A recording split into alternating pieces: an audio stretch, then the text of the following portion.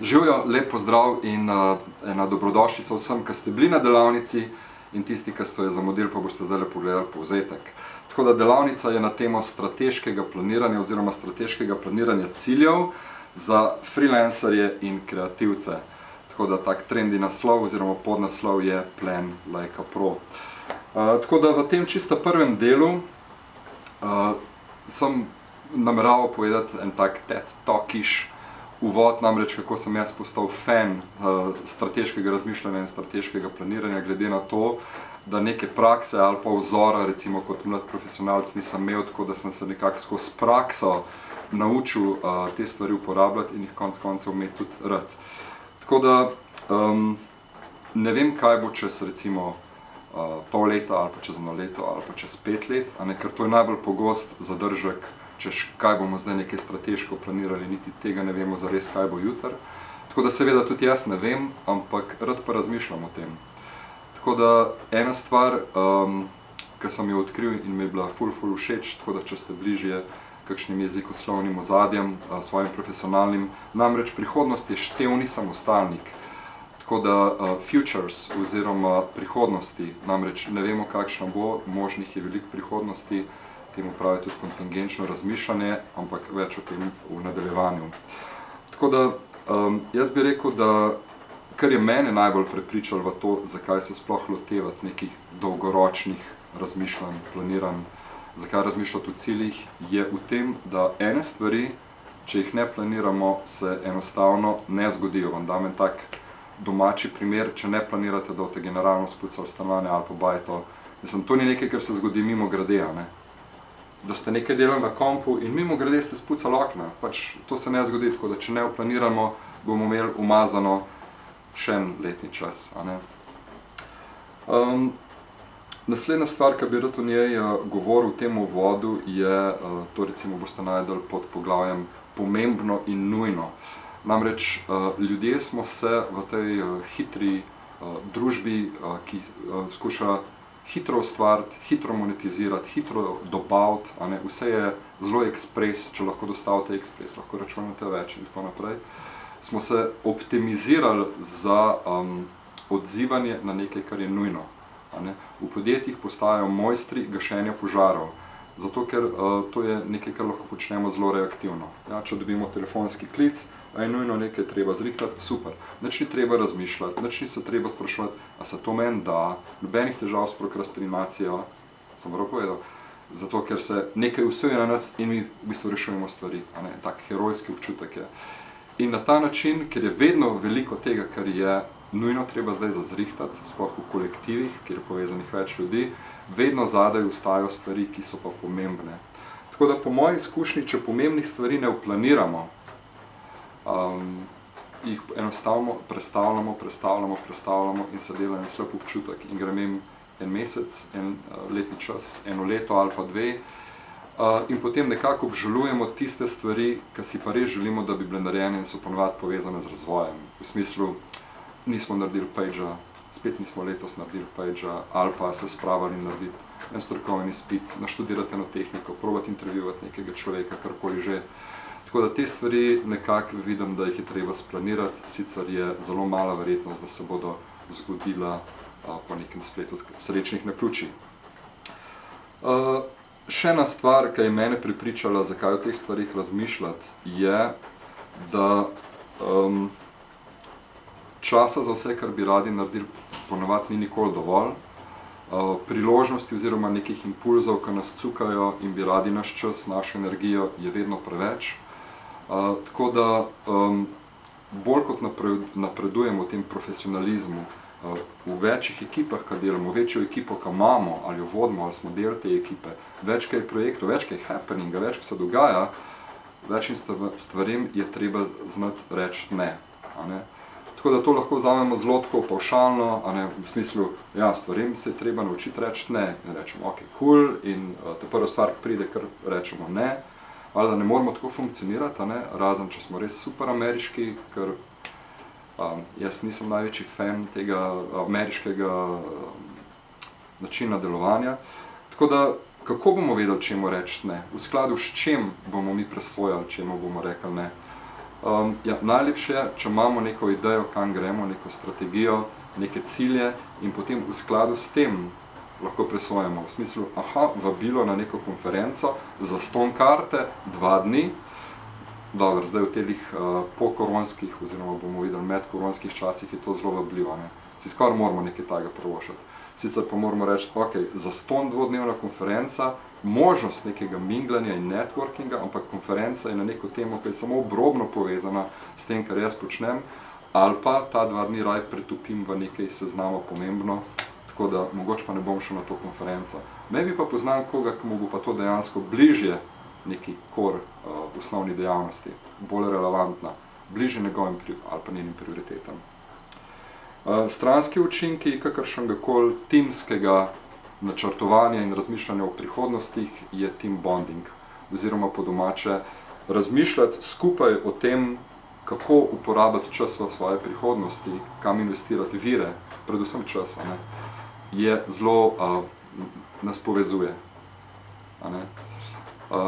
Michael Klein ima eno super vajo, to je en andragog oziroma pedagog sodobnega plesa, ima eno super vajo, v kateri prav, da človeka najbolj spoznaš ne s tem, da ga sprašuješ življenjepiska vprašanja, ki se nanašajo na osebnost, ampak zelo abstraktna vprašanja, v smislu who runs the world. Tako da, če se z ekipo pogovarjamo, kakšna najbolj verjetna prihodnost, čez recimo 5 let, bomo zelo veliko tudi eden od drugega zvedeli. Tako da to je nekako tista neka filozofska rdeča nit, bi lahko skoraj rekel, skozi katero sem vam hotel takoj na začetku povedati, kako jaz razumem strateško razmišljanje, strateško delovanje, zakaj bi se tega vendarle lotili in zakaj je kakšen cilj imeti in ne delovati povsem stihijsko mogoče. Tako da, evo, ena slikca, kako izgleda strategy session. Vesel sem, da smo na delavnici imeli nekaj minut za to, da sem lahko tudi jaz spoznal, s čim se vi ukvarjate, kaj je vaš fokus in na ta način lažje peljal potek delavnice. Tik preden pa smo skočili v vsebino, sem vam poskušal prodati planiranje še z enim super citatom od Eisenhowerja, ki je rekel, in sem šel prav preveriti zgodovinsko ozadje in tako naprej, in sicer rekel je, plans are nothing, oziroma celo, da so brez veze. Planning is everything. In potem ena super razlagica tega. The details of a plan which was designed years in advance are often incorrect, but the planning process demands the thorough exploration of options and contingencies. The knowledge gained through this probing is crucial to the selection of appropriate actions as future events unfold. Tako da, kako bomo tole na hitro slovensko prevedli, planiranje je cool.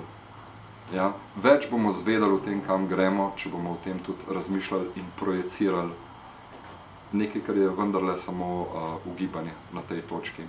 In s časoma, če to postane praksa, lahko rečemo, da je to potem vsaj nek skilled ali pa educated guesswork. Govorili smo o tem, v kakšnem razmerju sta strategija in vizija. Rekli smo, da vizija je tista ponovadi neka kvalitativna predstava, želja, neko hrepenenje po tem, kam želimo priti svojo kreativno žilico, svojo ustvarjalnostjo. Je neka podoba, kaj bi želeli doseči, kako sebe vidimo v neki precej oddaljeni prihodnosti. Klasično biznis razumevanje vizije je, da je to v bistvu en skupek dolgoročnih ciljev, tam nekaj 10 let daleč. Zakaj fajn 10 let in ne 3 ali pa 5? Ker če razmišljamo 10 let daleč, se sprostimo, ker je v 10 letih skoraj vse mogoče. Ne moramo mi ful kreativno planirati za 1 leto naprej, ker si večino stvari ne bomo verjeli, ker vemo, da v enem letu se kaj dosti povsem ne spremeni. Ja. Kako je že tisti citat? Shit takes time. Bomo to editirali? Ne, se je v redu. Pičimo naprej. Strateško razmišljanje, strateško planiranje. Jaz razumem strategijo kot najbolj kreativno in najmanj krvavo, najmanj mukotrpno pot do tega, da uresničujemo vizijo. Tako da strategija je v bistvu the smart way, kako priti tja, kamor želimo priti. In po domače povedan bi lahko rekel, da strategija je nek nabor, je nek šop odločitev, ki naj bi, če jih dobro eksekutiramo, izvajamo, vodile do te vizije, ki smo si jo zastavili. eno stvar, ki mislim, da jo je res fino vedeti, vsi poznamo igro šah in skozi to tudi najlažje razložimo, kako lahko razumevamo tako imenovano kontingenčno mišljenje. Najboljši šahisti na svetu pravijo, da so sposobni razmišljati 8 potez naprej. Ampak kaj pravzaprav to pomeni? To pomeni, da v dani situaciji imamo mi na voljo par odločitev. Okay, če zdaj gledamo recimo neke poslovne odločitve. Ta trenutek lahko pošljem, ne pošljem, prosim za prestavitev roka, postavljam neke vprašanja za to, da vidijo, da smo in the loop in na ta način še vedno ne pošljem. 4 variante. Prvi nivo odločitev. Potem pa za vsako od teh 4 razmišljam, če pošljem, kaj se zgodi naprej. Lahko se zgodi to ali to. In na ta način vidite, raste neko drevo, temu se reče tudi kontingenčno drevo, kjer iz vsake odločitve zrastejo nove možnosti, kaj se od tam naprej lahko dogaja. Tako da šahisti so sposobni, ta najboljši velemojstri, tam nekje 8 nivojev globok razmišljati, tako da si lahko predstavljate, koliko možnih izidov, kako kompleksno procesirajo oni, kaj se bo zgodilo. Tako da v tem je v bistvu lepota šaha. Če ste nadarjeni za šah, sploh ne veste, kakšno prednost imate. Zdaj pa pogledajte recimo, kako globoko sprejemate vi svoje poslovne odločitve. Pa tega ne pravim v smislu, jaz grem full deep, 6, že pred 8 zjutraj 6 korakov globoko. Sploh ne. Ampak večinoma, tudi management recimo v gospodarstvu, deluje razmeroma plitko. Zaveda se, katere so zdaj odločitve, pa mogoče kaj te odločitve lahko ponudijo naprej. Nivo 2. Potem moramo biti pa že hitri. Tako da praksa, tako kot imate recimo, sami veste, tisti, ki ste probali, če greste enkrat na jogo ali pa hodite en semester na jogo, ste glih malo popraskali po površini. Tudi če greste jogan intenziv, ne morete priti do konca, tako da joga je v bistvu praksa, je način življenja. Ni vrh gore, ki ga osvojimo, kljubca, oh yeah, we did that, tako pravi Američani, Vietnam, oh yeah, we did that, kar pomeni, da so enkrat prespali v Vietnamu. Ja, ok, gremo naprej. Vrste strategij, zelo odvisen od tega, o čem se pogovarjamo. Če govorimo recimo, kakšna bo naša strategija v odnosu do digitalne transformacije, se kot organizacija, kot kolektiv lahko odločimo, da bomo opazovali, kaj se zgodi, nekoliko pasivni, in to je stanca, je pasivna stanca, ampak vendarle je izbrana strategija. V odnosu do digitalne strategije zaenkrat ne bomo naredili nič. Ali pa bomo rekli, želimo biti liderji na tem trgu in se bomo pospešeno zdaj digitalizirali. Tako da vidite, te izbire, ki so take, če si predstavljate tam, kako se že temu reče, tisti, ki delajo na tračnicah, včasih je bilo to vse ročno, kretnica, potem pošlje vlak v eno ali pa v drugo smer. Zato so strateške odločitve imajo vedno težo, so v bistvu take daljnosežne. V redu, pogledali smo nekaj strateških izjav, kako zvenijo, zato da bi poskušali biti manj abstraktni. Tako da ene par sem jih povedal, recimo, strateška izbira je, da se odločimo, da bomo pri svojem ustvarjanju dali fokus na eno stvar, eno storitev, en tip izdelka in s tisto probali iti dlje, v večjo specializacijo. Ali pa rečemo, v Sloveniji težko, rajš bomo strateško imeli 5 ali pa 3 železja v ognju. Tako da nekaj specifik strateških je tudi glede na to, kje delujete. Pa ste v Nemčiji ali pa v Sloveniji, velika razlika. Razen, če imate full global audience in ves čas delujete globalno, povezan z internetom, verjetno. Kaj bomo še rekli? Strateška izbira bi bila, da ugotovite, da greste za 2 leti se nekam zaposliti in delati, tudi za neko minimalno plačo, ker bi vam toliko pomenili usvojiti neke delovne procese, spoznati neke ljudi, pridobiti ene reference, sploh če je to neka organizacija, ki ima veliko težo in reči, da ok, 2 leti in se v bistvu vmes ukrepim, dobim res znanje iz prve roke, izkušnje in grem recimo potem solo, za razliko od tega, da greste zelo hitro solo. Tako da to so strateške izbire. V redu, med priporočeno literaturo za razvoj strateškega razmišljanja sem vam dal tudi nekaj TV serij, zato ker se vemo, kako je lažje zvečer pogledati kakšno epizodico, kakor pobrati knjige. Tako da House of Cards, politična drama, če še niste gledali, super, precej umazano, ampak super. Marco Polo, Black Sails. Od knjig sem priporočil knjigo Leap, ki govori o tem, kako organizacija lahko načrtno razvija novo znanje in skoči iz svoje osnovne dejavnosti v novo dejavnost, v sosedno dejavnost, kjer je nova dodana vrednost in naredi veliko razliko od ostalih konkurentov. In to seveda lahko prenesemo tudi na kreativne prakse. Zdaj pa, če gremo malo fast forward, govorili smo o ciljih, kaj so to, kakšne tipe poznamo. Zagotovo smo si pogledali tudi, kako en cilj izgleda. Dal sem primer. V 3. kvartalu bomo do 10. oktobra izdelali nov website, samo s svojimi viri.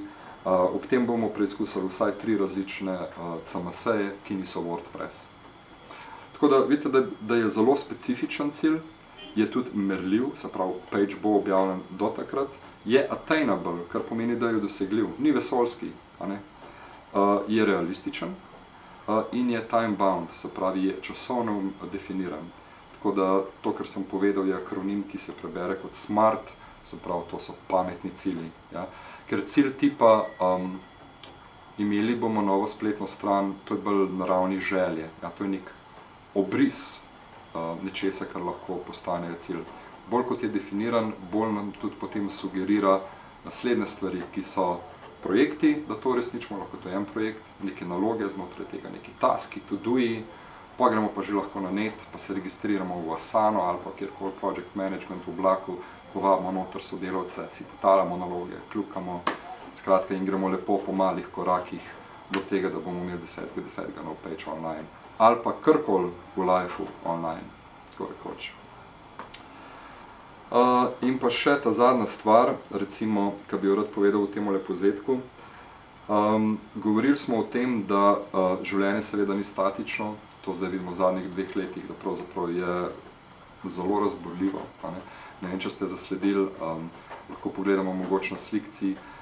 Leta 2019 je Ili sponzoriral nek bienale in so potem naredili fulušne cukrčke za hkavi, kjer vam Ili leta 2019 želi May you live in interesting times. Tako da, Ili, hvala lepa za te želje. Morali bi biti majhen bolj specifični, da interesting je premalo, naj bojo še pleasant za božjo voljo. Ili, tam bo treba nekoga odpustiti, ampak dobro se niste mogli vedeti, niste tako daleč razmišljali, šala.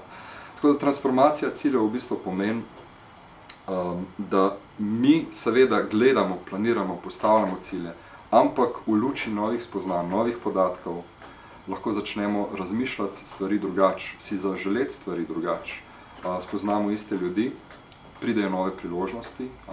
Tako da, kar se lahko zgodi, je, da nekaj, kar smo mislili, da je precej monolitno, utipljivo v smislu, to je ta stvar, ki jo želimo narediti, lahko ugotovimo, da v bistvu ne.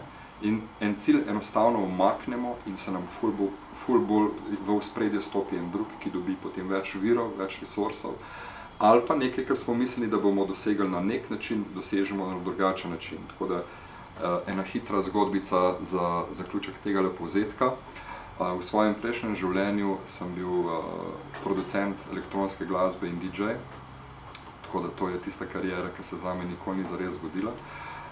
Sem špilal kar po nekih klubih, tukaj v Ljubljani, recimo K4, in moja želja takrat je bila, da bi enkrat rolal v ambasadi Gavioli. Še celo poznal sem nekaj ljudi tam in v enem trenutku se mi je zdelo to itak normalno, še kakšen miksič in pošljem, pa bo padlo kakšno vabilo. Sicer za tisti zgodni termin, ker so ljudje v bistvu še na parkirišču bili, ampak vendarle. Kar se je zgodilo je, da se to ni nikoli v življenju za mene zgodilo. Kar pa se je zgodilo pa nekaj drugega. Namreč enkrat me je ena kolegica povabila, če bi delal glasbo za ljudkovno predstavo. Sem rekel, ok. Predstava je bila neka sodobna adaptacija 7 kozličkov in zraven je povabila še eno frendico s harmoniko. Tako da težko vam povem, kakšna razlika je bila to od tistih elektronskih mojih sanjerij do tega, da sem delal muziko za 7 kozličkov s kolegico na harmoniki. Potem se je zgodila premiera in oni so imeli soundtrack posnet, muziko so naredili, jaz se nisem s tem kaj dosti ukvarjal, to je bil bolj tak nek projektek in ta prijateljica povabi in reče, prideš na premiero v soboto ob 10. zjutraj, sem mislil, katastrofa še to. No, pa sem šel in to je bilo v Kamniku, v centru Jedro, kako že, anyway, je bila v bistvu matineja in tam je izgledal kakor ena velika dnevna soba in kupenih otrok in seveda staršev, potem so se končno posedali in se je začel in jaz vas presenečen, to je pa moja muzika. No, v glavnem, in potem sem gledal tiste otroke s takimi očmi, ki so bili čisto noter in sem videl to interakcijo, kako na muziko, ki sem jo naredil, se tam otroci odzivajo in otroci seveda se zelo na veliko odzivajo. In sem se spomnil, zakaj sem jaz hotel v Ambasadi Gavioli špilati. Hotel sem špilati tam zato, ker sem hotel dati plesalcem nazaj to, kar sem jaz dobil tako in abundance na veliko. Namreč prej sem spal DJ-jev, pa sem hodil po klubih, pa sem tam se zahvaljeval DJ-jem, ki so me spravili v tako lepa stanja s svojo muziko in enkrat sem si to želel dati nazaj. Tako da to je bil velik del motivacije, zakaj bi hotel DJ-jati v Ambasadi, it was the giving back. Tako da to na zelo drugačen način, ampak druge strune, ampak neki podobni akordi so potem zazveneli. Tako da tudi to se vam lahko v življenju zgodi, namreč ko nekaj planirate 3 leta nazaj, lahko kasneje ugotovite, da niste več isti človek, ki je 3 leta nazaj nekaj planiral in ste ugotovili, da so se vam cilji spremenili. In mislim, da je to opaziti in s tem iti v bistvu nekaj zelo lepega v življenju. Zakaj to pravim? Zato, ker eni noče planirati ravno zaradi tega, ker bi bil to nek sram, da so povedali na glas svoje cilje, ki jih niso uresničili. Tako da hvala lepa še enkrat vsem, ki ste prišli na delavnico, tudi vam, ki ste tole pogledali mogoče samo online in se vidimo nekje v prihodnosti.